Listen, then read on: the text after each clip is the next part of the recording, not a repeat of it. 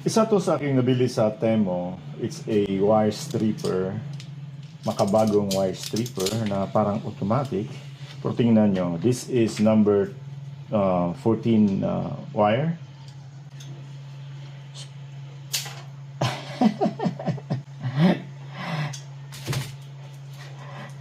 Okay. Hindi siya nag-hold. Pero, ito naman, number 12. Puputulin natin dito sa kanyang cutter. Easy. Then, try natin mag-strip. Hindi siya nag-automatic. Isilahin mo pa, di ba? Okay. Ito naman, malaki. Try natin. Okay. So, okay siya. Pwede siya kung malaki.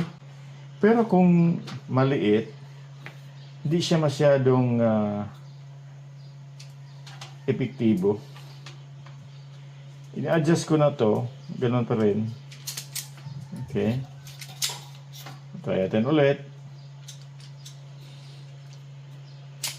Okay.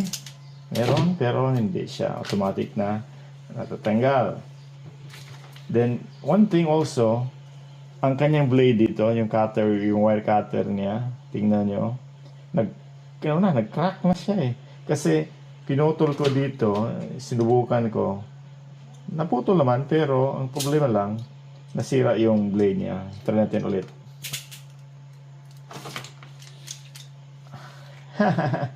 Totally, nasira yung blade niya. Oh, ito na. Andito yung blade. So, try natin lagyan dito ng crimp.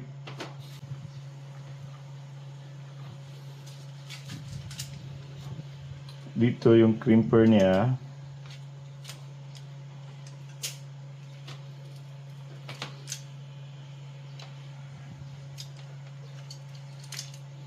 Okay. Tumatrabaho naman yung crimper. Hindi ko recommend to buying this from Temo.